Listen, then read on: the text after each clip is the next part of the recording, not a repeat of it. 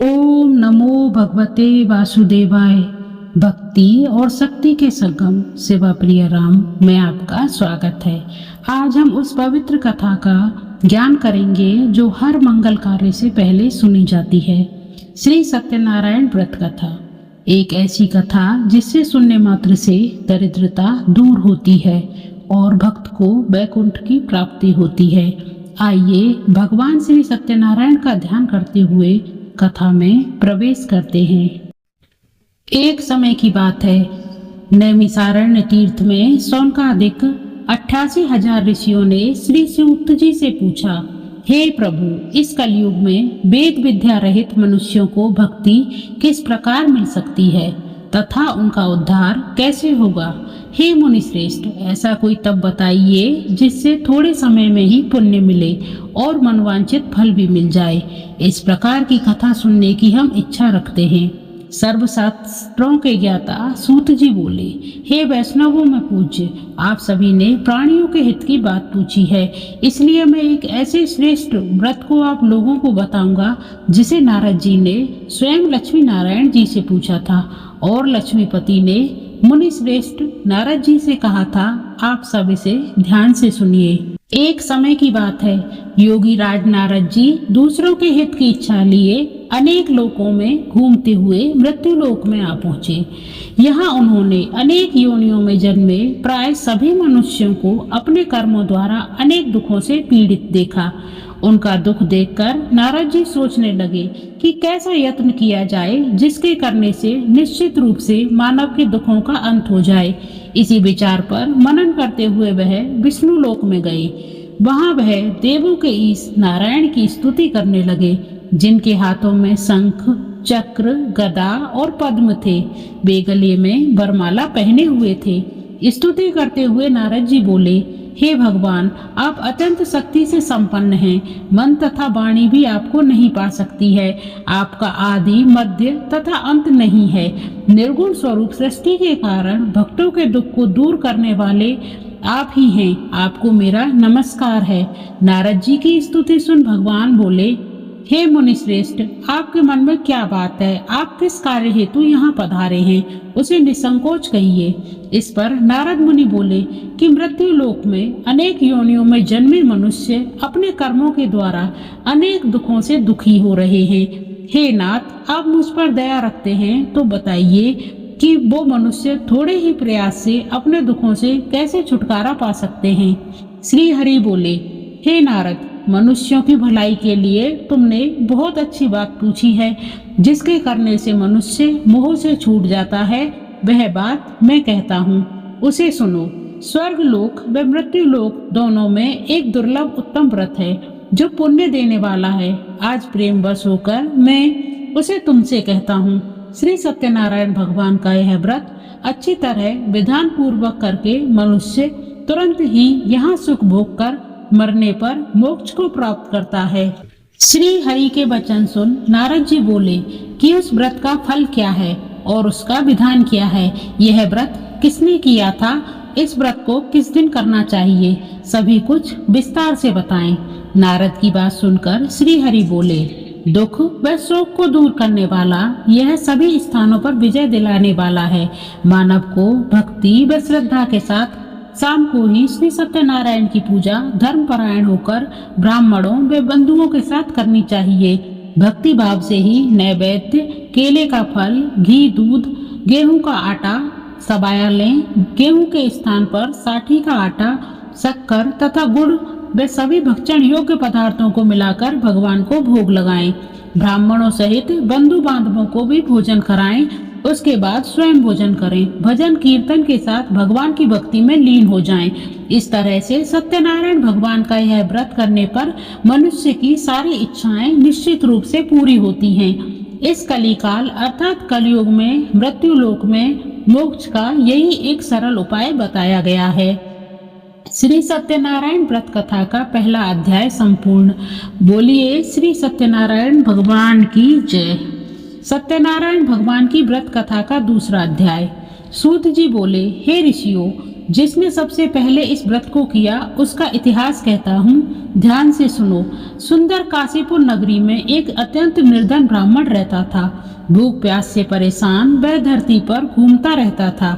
ब्राह्मणों से प्रेम करने वाले भगवान ने एक दिन ब्राह्मण का वेश धारण करके उसके पास जाकर पूछा, हे विप्र, नित्य दुखी होकर तुम पृथ्वी पर क्यों घूमते हो?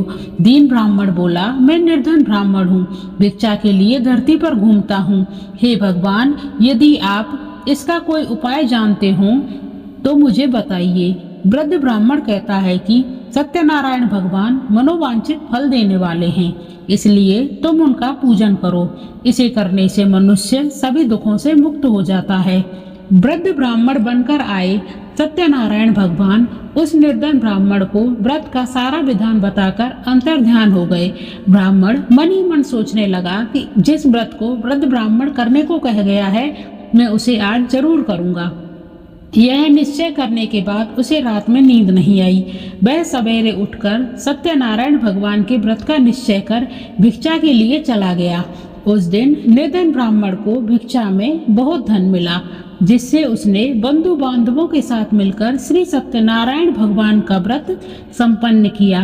भगवान सत्यनारायण का व्रत संपन्न करने के बाद वह निर्धन ब्राह्मण सभी दुखों से छूट गया, अनेक प्रकार की संपत्तियों से युक्त हो गया।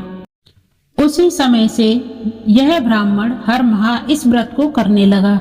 इस तरह से सत्यनारायण भगवान के व्रत को जो भी मनुष्य करेगा वह सभी प्रकार के पापों से छूटकर मोक्ष को प्राप्त करेगा। जो मनुष्य इस व्रत को करेगा वह भी सभी दुखों से मुक्त हो जाएगा। सूत जी बोले कि इस प्रकार से नारद जी ने नारायण जी से कहा हुआ श्री सत्यनारायण व्रत को मैंने तुम्हें से कहा है। हे विप्रो, मैं अब और क्या कहूँ? ऋषि बोले, हे मुनिवर, संसार में उस विप्र से सुनकर और किस किसने इस व्रत को किया, हम सब इस बात को सुनना चाहते हैं। इसके लिए हमारे मन में श्रद्धा का भाव है। सूत जी बोले, हे मुनियों, जिसने इस व्रत को किया है वे सब सुनो। एक समय वही विप्र धन व ऐश्वर्य के अनुसार अपने बंधु बांधवों के साथ इस व्रत को करने को तैयार हुआ। उसी समय एक लकड़ी बेचने वाला बूढ़ा आदमी आया और लकड़ियों को बाहर रखकर अंदर ब्राह्मण के घर में गया। प्यास से दुखी वह लकड़हारा उनको व्रत करते देख विप्र को नमस्कार कर पूछने लगा कि यह आप क्या कर रहे हैं? जो उन्होंने बताया कि मैं व्रत कर रहा हूँ तथा इसे करने से क्या फल मिलेगा, कृपया मुझे भी बताएं। ब्राह्मण ने कहा कि यह सब मनोकामनाओं को पूर्ण करने वाला श्री सत्यनारायण भगवान का व्रत है। भगवान श्री सत्यनारायण की कृपा से ही मेरे घर में धन धान आदि की वृद्धि हुई है। विप्र से सत्यनारायण व्रत के बारे में जानकर लकड़हारा बहुत प्रसन्न हुआ। चरणामृत लेकर वह प्रसाद खाने के बाद वह अपने घर गया। लकड़हारे ने अपने मन में संकल्प किया कि आज लकड़ी बेचने से जो भी धन मिलेगा उसी से मैं सत्यनारायण भगवान का उत्तम व्रत करूंगा। मन में यह विचार कर बूढ़ा आदमी सिर पर लकड़ियां लेकर उसे नगर में बेचने गया, जहां धनी लोग ज्यादा रहते थे। उस नगर में उसे अपनी लकड़ियों का दाम पहले से 4 गुना अधिक मिला। बूढ़ा प्रसन्नता के साथ दाम लेकर केले, शक्कर, घी, दूध, दही और गेहूं का आटा ले भगवान सत्यनारायण के व्रत की अन्य सामग्रियों को लेकर अपने घर गया। वहां उसने अपने बंधु बांधवों को बुलाकर विधि विधान से श्री सत्यनारायण भगवान का पूजन और व्रत किया। इस व्रत के प्रभाव से वह बूढ़ा लकड़हारा धन पुत्र आदि से युक्त होकर संसार के समस्त सुख भोग कर अंतकाल में वैकुंठ चला गया। श्री सत्यनारायण व्रत कथा का दूसरा अध्याय संपूर्ण। बोलिए श्री सत्यनारायण भगवान की जय। श्री सत्यनारायण भगवान की व्रत कथा का तीसरा अध्याय। सूत जी बोले, हे श्रेष्ठ मुनियों, अब आगे की कथा कहता हूँ। पहले समय में उल्कामुख नाम का एक बुद्धिमान राजा था। वह सत्यवक्ता और जितेंद्रिय था। प्रतिदिन देव स्थानों पर जाता निर्धनों को धन देकर उनके कष्ट दूर करता था। उसकी पत्नी कमल के समान मुख वाली तथा सती सावित्री थी। भद्रशिला नदी के तट पर उन दोनों ने श्री सत्यनारायण भगवान का व्रत किया। उसी समय साधु नाम का एक वैश्य आया। उसके पास व्यापार करने के लिए बहुत सा धन था। राजा को व्रत करते देखकर वह विनय भाव से पूछने लगा, हे राजन, भक्ति भाव से पूर्ण होकर यह आप क्या कर रहे हैं? मैं सुनने की इच्छा रखता हूँ, कृपा कर मुझे बताइए। राजा बोला, हे साधु, अपने बंधु बांधवों के साथ पुत्रादि की प्राप्ति के लिए एक महान शक्तिशाली श्री सत्यनारायण भगवान का व्रत व पूजन कर रहा हूँ।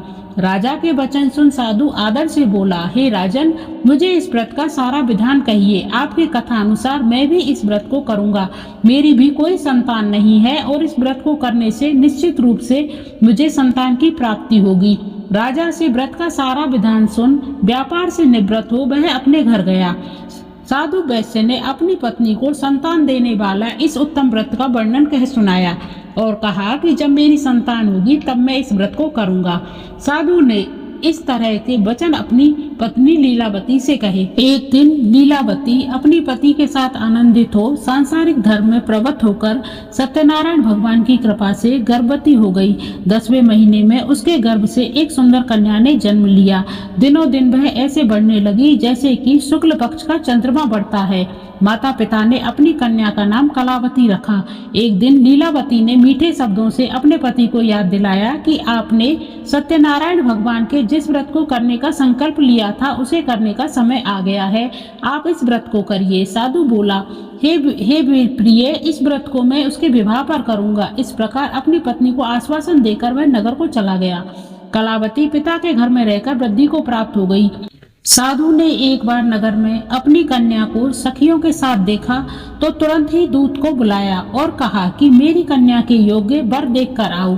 साधु की बात सुनकर दूत कंचन नगर में पहुंचा और वहां देखभाल कर लड़की के सुयोग्य बड़े पुत्र को ले आया। सुयोग्य लड़की को देख साधु ने बंधु बांधवों को बुलाकर अपनी पुत्री का विवाह कर दिया। लेकिन दुर्भाग्य की बात यह रही कि साधु ने अभी भी सत्यनारायण भगवान का व्रत नहीं किया। इस पर श्री भगवान क्रोधित हो गए और श्राप दिया कि साधु को अत्यधिक दुख मिले। अपने कार्य में कुशल साधु बनिया जमाई को लेकर समुद्र के पास स्थित होकर रत्नसारपुर नगर में गया। वहां जाकर दामाद ससुर दोनों मिलकर चंद्रकेतु राजा के नगर में व्यापार करने लगे। एक दिन भगवान सत्यनारायण की माया से एक चोर राजा का धन चुराकर भाग रहा था। उसने राजा के सिपाहियों को अपना पीछा करते देख चुराया हुआ धन वहीं रख दिया जहां साधु और उसके जमाई साथ में ठहरे हुए थे। राजा के सिपाहियों ने साधु वैश्य के पास राजा का धन देखा तो वह ससुर जमाई दोनों को बांधकर प्रसन्नता से राजा के पास ले गई और कहा कि उन दोनों को चोरों को हम पकड़ लाए हैं, आप आगे की कार्यवाही की आज्ञा दें। राजा की आज्ञा से उन दोनों को कठिन कारावास में डाल दिया गया और उनका सारा धन भी उनसे छीन लिया गया। श्री सत्यनारायण भगवान से श्राप से साधु की पत्नी भी बहुत दुखी हुई। घर में जो भी धन रखा हुआ था उसे चोर चुरा कर ले गए। शारीरिक तथा मानसिक पीड़ा व भूख प्यास से अति दुखी हो अन्न की चिंता में कलावती के ब्राह्मण के घर गई। वहां उसने श्री सत्यनारायण भगवान का व्रत होते देखा। फिर कथा भी सुनी। वह प्रसाद ग्रहण करके रात को घर वापस आई। माता ने कलावती से पूछा, हे पुत्री, अब तक तुम कहाँ थी? तेरे मन में क्या चल रहा है? कलावती ने अपनी माता से कहा, हे माता, मैंने एक ब्राह्मण के घर में श्री सत्यनारायण भगवान का व्रत देखा है। कन्या के वचन सुन लीलावती भगवान के पूजन की तैयारी करने लगी। लीलावती ने परिवार व बंधुओं के साथ मिलकर सत्यनारायण भगवान का पूजन किया और उनसे वर मांगा कि मेरे पति तथा जमाई शीघ्र घर आ जाएं। साथ ही यह प्रार्थना की कि हम सबका अपराध क्षमा कीजिए। श्री सत्यनारायण भगवान इस व्रत से संतुष्ट हो गए और राजा चंद्रकेतु को सपने में दर्शन देकर कहा कि हे राजन, तुम उन दोनों वैश्यों को छोड़ दो और तुमने उनका जो भी धन लिया है उसे वापस कर दो। अगर ऐसा नहीं किया तो मैं तुम्हारा धन, राज्य, संतान सभी को नष्ट कर दूंगा। राजा को यह कहकर भगवान अंतर्ध्यान हो गए। प्रातःकाल सभा में राजा ने अपने सारा सपना कह सुनाया। फिर बोले कि बड़े पुत्रों को कैद से मुक्त कर सभा में लाओ। दोनों ने आते ही राजा को प्रणाम किया। राजा मीठी वाणी में बोला, हे महानुभावों, भाग्यवश ऐसा कठिन दुख तुम्हें प्राप्त हुआ है, लेकिन अब तुम्हें कोई भी भय नहीं है। ऐसा कहकर राजा ने उन दोनों को नए वस्त्र आभूषण भी पहनाए और जितना धन लिया था उससे दुगना धन वापस कर दिया। दोनों वैश्य अपने घर को चल दिए। श्री सत्यनारायण व्रत कथा का 3रा अध्याय संपूर्ण। बोलिए श्री सत्यनारायण भगवान की जय। भगवान सत्यनारायण की व्रत कथा का चौथा अध्याय। सूत जी बोले, वैश्य ने मंगलाचार कर अपनी यात्रा आरंभ की, अपने नगर की ओर चल दिए।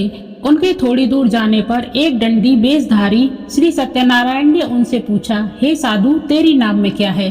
अभिवाणी बणिक हंसता हुआ बोला, हे दंडी, आप क्यों पूछते हो? क्या धन लेने की इच्छा है? मेरे नाम में तो बेल व पत्ते भरे हुए हैं। वैश्य के कठोर वचन सुन भगवान बोले, तुम्हारा वचन सत्य हो। डंडी ऐसा वचन कहे वहां से दूर चले गए। कुछ दूर जाकर समुद्र के किनारे बैठ गए। डंडी के जाने के बाद साधु वैश्य ने नित्य क्रिया के पश्चात नाव को ऊंची उठते देखकर अचंबा माना और नाव में बेल पत्ते देख वह मूर्छित हो जमीन पर गिर पड़ा। मूर्छा खुलने पर वह अत्यंत शोक में डूब गया। तब उसका दामाद बोला कि आप शोक न मनाएं, यह डंडी का साप है, इसलिए हमें उनकी शरण में जाना चाहिए, तभी हमारी मनोकामना पूरी होगी। दामाद की बात सुनकर वह डंडी के पास पहुंचा और अत्यंत भक्ति भाव से नमस्कार करके बोला, मैंने आपसे जो भी असत्य वचन कहे हैं उनके लिए मुझे क्षमा कर दें। ऐसा वचन कहे महान शोकातुर हो वह रोने लगा। तब डंडी भगवान बोले, हे बणिक पुत्र, मेरी आज्ञा से तुम्हें बार बार दुख प्राप्त हुआ है, तू मेरी पूजा से विमुख हुआ। साधु बोला, हे भगवान, आपकी माया से ब्रह्मा आदि देवता भी आपके रूप को नहीं जानते, तब मैं अज्ञानी कैसे जान सकता हूँ? आप प्रसन्न होइए, मैं सामर्थ्य के अनुसार आपकी पूजा करूंगा। मेरी रक्षा करो और पहले के समान मेरी नौका में धन भर दो। साधु वैश्य के भक्ति पूर्वक वचन सुनकर भगवान प्रसन्न हो गए और उसकी इच्छा अनुसार वरदान देकर अंतर्ध्यान हो गए। ससुर जमाई जब नाव पर आए तो नाव धन से भरी हुई थी। फिर वही अपने अन्य साथियों के साथ सत्यनारायण भगवान का पूजन करके अपने नगर को चल दिए। जब नगर के नजदीक पहुंचे तो दूत को घर पर खबर करने के लिए भेज दिया। दूत साधु की पत्नी को प्रणाम कर कहता है कि मालिक अपने दामाद सहित नगर के निकट आ गए हैं। दूत की बात सुन साधु की पत्नी लीलावती ने बड़े हर्ष के साथ सत्यनारायण भगवान का पूजन कर अपनी पुत्री कलावती से कहा, मैं अपने पति के दर्शन को जाती हूँ, तू कार्य पूर्ण कर शीघ्र आ जा। माता के ऐसे वचन सुन कलावती जल्दी में प्रसाद छोड़कर अपने पति के पास चली गई। प्रसाद की अवज्ञा के कारण श्री सत्यनारायण भगवान रुष्ट हो गए और नाव सहित उसके पति को पानी में डुबो दिया। कलावती अपने पति को वहां ना पाकर रोती हुई जमीन पर गिर गई। नौका को डूबा देख वह कन्या को रोता देख साधु दुखी होकर बोला, हे प्रभु, मुझसे तथा मेरे परिवार से जो भी भूल हुई है उसे क्षमा करें। साधु के दीन वचन सुनकर श्री सत्यनारायण भगवान प्रसन्न हो गए और आकाशवाणी हुई, हे साधु, तेरी कन्या मेरे प्रसाद को छोड़कर आई है, इसलिए उसका पति अदृश्य हो गया है। यदि वह घर जाकर प्रसाद खाकर लौटती है तो उसे उसका पति अवश्य मिलेगा। ऐसी आकाशवाणी सुन कलावती घर पहुंचकर प्रसाद खाती है और फिर आकर अपने पति के दर्शन करती है। उसके बाद साधु अपने बंधु बांधवों सहित श्री सत्यनारायण भगवान का विधि विधान से पूजन करता है। इस लोक का सुख भोग वह अंत में स्वर्ग को जाता है। श्री सत्यनारायण व्रत कथा का चौथा अध्याय संपूर्ण।